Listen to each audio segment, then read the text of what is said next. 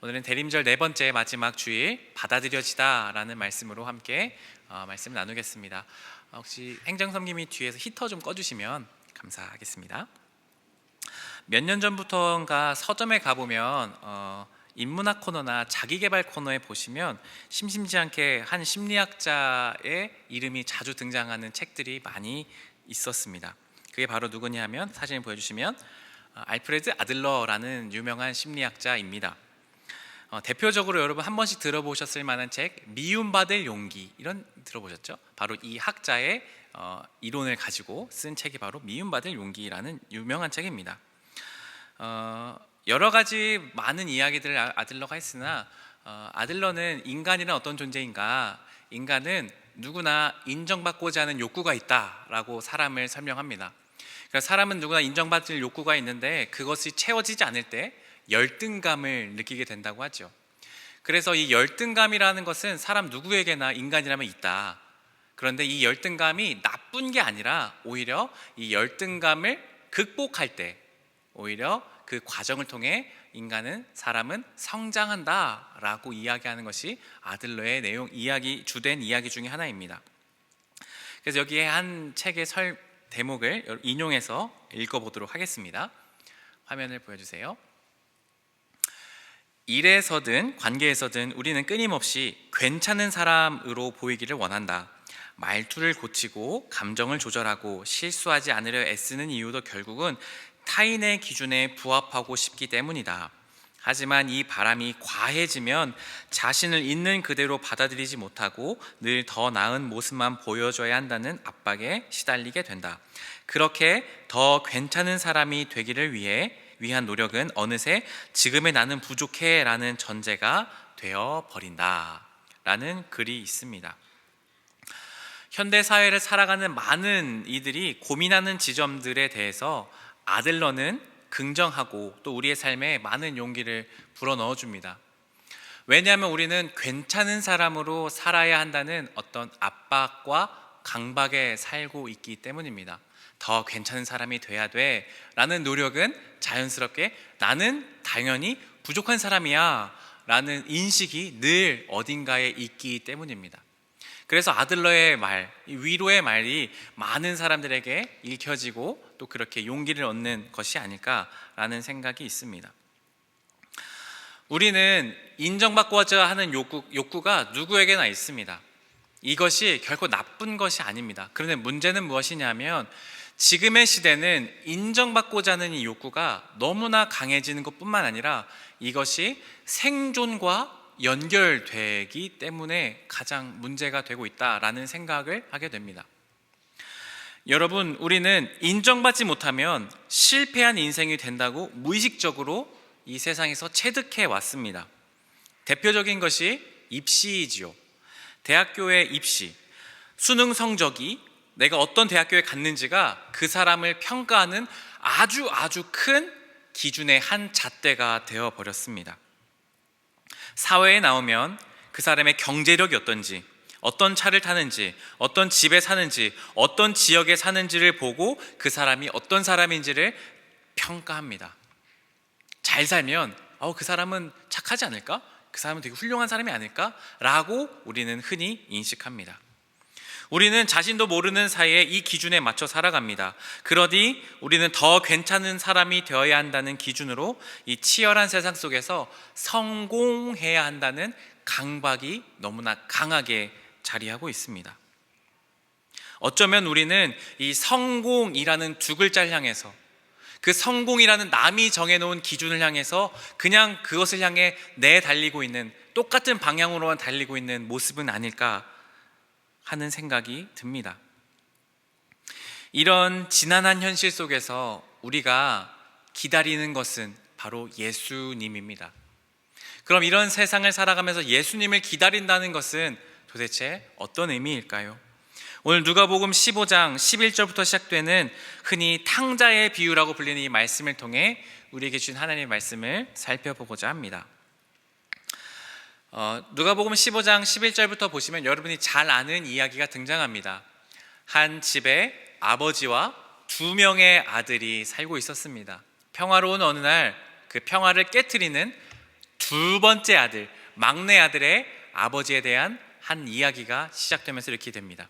누가복음 15장 12절 말씀 제가 읽어드리겠습니다.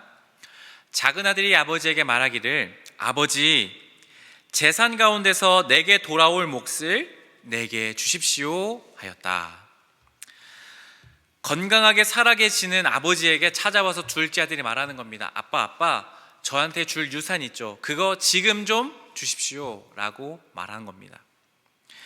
여러분, 이게 그럴 수도 있겠다 싶은데, 이 당시에는, 고대 시대에는 아버지가 유산을 주는 것은 아버지가 돌아가셨을 때에만 그 유산을 줄 수 있습니다.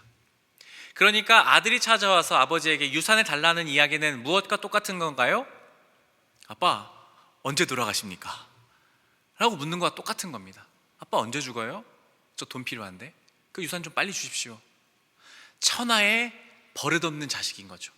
그 옆에 주변에 어른이 듣고 있었다면 그 아들을 굉장히 호되게 혼냈을 겁니다. 그게 바로 둘째 아들의 말이었습니다. 그런데 아버지가 어떻게 했을까요? 놀랍게도 아버지는 둘째 아들의 요구를 듣고 아버지는 그 몫을, 재산을 나누어 줍니다. 자, 그리고 이제 이야기는 급격히 전개됩니다. 둘째 아들은 이제 그 자기가 받을 돈을 가지고 먼 도시로 떠났다고 합니다. 먼 도시로 가서 흥청망청 돈을 쓰기 시작했습니다. Easy comes, easy go라고 하죠. 쉽게 얻은 거 쉽게 나가는 겁니다. 돈 쓰는 게 너무너무 재밌습니다. 사고 싶었던 것들, 먹고 싶었던 것들, 누리고 싶었던 것들 다 누립니다. 꽤 많은 돈을 가지고 몇 년 동안 그렇게 누렸던 것 같습니다. 근데 갑자기 어느 날 흉년이 들었습니다. 갑자기 기근이 닥친 것이지요. 그러자 그 둘째 아들이 가지고 있던 돈이 급격히 값이 줄어들었습니다. 쌀값도 비싸졌을 거고 모든 게 다 비싸져서 돈이 금방 바닥이 났습니다. 자, 몇 년 동안 흥청망청 썼던 그 아들이 이제 돈이 없다 보니 먹을 것을 얻기 위해서 일을 하려고 했지만 그 주변에 누구도 그 둘째 아들에게 일을 주는 사람은 없었습니다. 왜요? 맨날 흥청망청 먹고 사는 사람, 일도 할 줄 모르는 사람이었기 때문입니다. 그러다가 결국 하나 얻은 일이 무엇이었냐면 돼지 농장에 들어갑니다. 여러분, 지금도 우리가 돼지라고 생각하면 냄새 나는 곳이라고 생각하지만 이 당시에는 훨씬 더 불결하고 돼지라는 동물 자체를 굉장히 부정하게 여기는 관습이 있었습니다. 그러니까 돼지 농장에 들어갔다는 것은 정말 이 아들이 얼마나 나락으로 떨어진 건지, 얼마나 비참한 현실로 떨어진 건지를 그대로 나타내는 것이 바로 그 모습인 것입니다. 얼마나 배가 고프고 신세가 처량했는지 돼지가 먹는 쥐엄 열매라는 열매를 그걸로라도 먹고 싶은데 그것조차도 먹을 수 없는, 인간의 존엄조차도 완전히 땅바닥에 떨어진 둘째 아들의 모습이 이야기가 되고 있습니다. 그런데 그 순간에 둘째 아들이 펑펑 울면서 한 사람이 생각났을 겁니다. 누구였을까요? 아버지였습니다. 아, 그래, 내 아버지 집엔 먹을 것도 많고 내가 쉴 곳도 있는데 내가 지금 여기서 무엇 하는가? 아버지께 돌아가야겠다. 그런데 이 둘째 아들이 생각합니다. 염치가 있지. 내가 아들로서 돌아가는 게 아니라 내가 돌아가서 아버지, 난 아들 안 해도 됩니다. 그저 품꾼, 일하는 사람 중에 하나로만 여겨주십시오. 제가 여기서 살게만 해주십시오. 그 심정을 가지고 집에 찾아가게 되었습니다. 터덜터덜 그 힘없이 기운 없이 걸어가는 둘째 아들, 누더기가 된 옷을 입고 걸어가는 모습을 상상해 보십시오. 그런데 집이 저 멀리 보이기도 전에 누가 한 사람이 서 있습니다. 누굴까요? 아버지였어요. 아버지가 멀리서 오는 둘째 아들을 보고 내달려갑니다. 신발을 내팽겨 쳐고 막 뛰어갑니다. 그리고 아들을 와락 안아버려요. 목을 꽉 끌어안고 입을 맞추었습니다. 냄새나는 그 아들, 돼지 냄새 나는 그 아들을 와락 끌어안았습니다. 아들이 말합니다. 아버지, 저는 이제 제가 죄를 지었습니다. 저 아들 안 해도 됩니다. 품꾼으로만 여겨주셔도 좋습니다. 하는데 아버지가 그 얘기를 듣지 않아요. 아버지가 뭐라고 하냐면, 내 아들이 살아 돌아왔다. 내 아들이 돌아왔다. 종들아, 어서 가서 좋은 옷을 내오고 반지를 입히고 좋은 신을 신겨라. 내 아들이 죽었던 아들이 살아 돌아왔다. 잔치를 열자 하고 이야기합니다.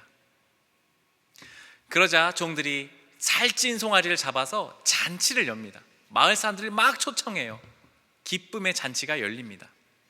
우리가 아는 이야기가 보통 여기까지입니다. 그래서 돌아온 탕자의 비유라는 이야기로 여기까지 잘 알고 있습니다.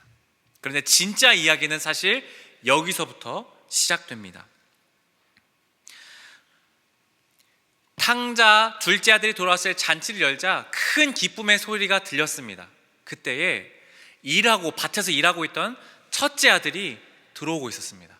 근데 그 소리를 들은 거예요. 이게 무슨 소리지? 이게 무슨 음악 소리지? 웬 기쁜 소리지?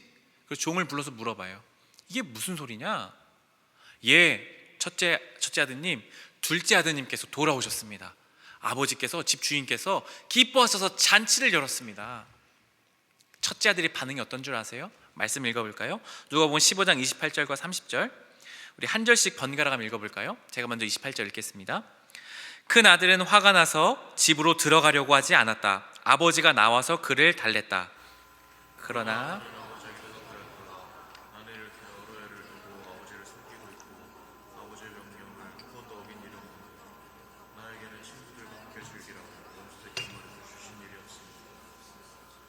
제가 읽겠습니다. 그런데 창녀들과 어울려서 아버지의 재산을 다 삼켜버린 이 아들이 오니까 그를 위해서는 살찐 송아지를 잡으셨습니다. 첫째 아들의 반응이 무엇이었냐면 집으로 들어가려고 하지 않았답니다. 그러자 아빠가 그 아들을 보고 나왔어요. 달래러 나왔습니다. 아버지가 말해요. 아버지에게 이렇게 말해요. 괄호에 보이시죠? 보십시오. 우리 한 개역 개정 성경이나 세번역 성경에는 저게 빠져 있습니다. 하지만 NIV 영어 성경이나 헬라어 원문에 보면 보십시오 라는 말이 들어가 있습니다. 보십시오. 나는 여러 해를 두고 몇 년 동안 아버지를 섬기고 아버지의 명령을 한 번도 어기지 않았는데 아버지는 나한테 염소 한 마리 친구들이랑 먹으라고 준 적이 있습니까? 라고 따집니다. 여러분, 지금은 잔치하는 중입니다. 마을 사람들이 모두 모여 있습니다. 그 잔치는 모두가 기뻐해야 되는 잔치 시간이에요. 그런데 아버지가 그 잔치의 주인이 되어서 딱 아들을 낳았는데 아들이 뭐라고 하는 거예요? 보십시오. 이게 여러분, 보십시오가 그게 아니라 따지는 겁니다. 이 보세요 라고 하는 거랑 똑같습니다. 이 보세요 아버지. 굉장한 무례를 지금 아버지에게 하는 겁니다. 나한테는 뭐 하나 준 거 있습니까 아버지? 난 열심히 일했는데 뭐 하나 해준 게 있습니까? 이게 뭡니까? 저 아들은 몇 년 동안 창년이랑 놀면서 다 탕진했는데 저 아들은 살찐 송아 주고 나는 뭡니까? 지금 마을 사람 다 모여 있는데 아버지에게 면박 주는 겁니다. 자, 여러분, 누가 더 나쁜 아들입니까? 아버지가 보기에 누가 더 나쁜 아들입니까? 둘 다예요. 아버지의 재산을 홀라당 날린 아들이나 몇 년 동안 몸은 같이 있었으나 아버지의 마음도 몰라주고 아버지에게 사람들 앞에서 면박을 주고 보십시오 따지는 잔치의 분위기를 완전히 망치고 있는 그 아들 역시 또한 마찬가지로 탕자인 겁니다. 아버지가 보기에는 그 두 사람, 첫째 아들, 둘째 아들 모두 나쁜 아들입니다. 그런데 아버지의 대답이 어떻습니까? 누가복음 15장 31절과 32절 말씀입니다. 제가 읽어드릴게요. 아버지가 그에게 말하였다. 얘야, 너는 늘 나와 함께 있으니 내가 가진 모든 것이 다 네 것이다. 그런데 너의 이 아우는 죽었다가 살아났고 내가 잃었다가 되찾았으니 즐기며 기뻐하는 것이 마땅하다. 여러분, 이 뉘앙스가 읽혀지세요? 첫째 아들을 향해서 아버지가 혼내고 계십니까? 버르장머리 없다고 뺨을 때리셨습니까? 아니요. 부드럽게 타일르세요. 자기에게 면박 주고 사람들에게 망신시키고 있는 아들을 향해 이렇게 말해요. 얘야, 사랑하는 내 아들아, 너 나와 함께 있었잖아. 내 거 다 원래 네 거야. 네 거야.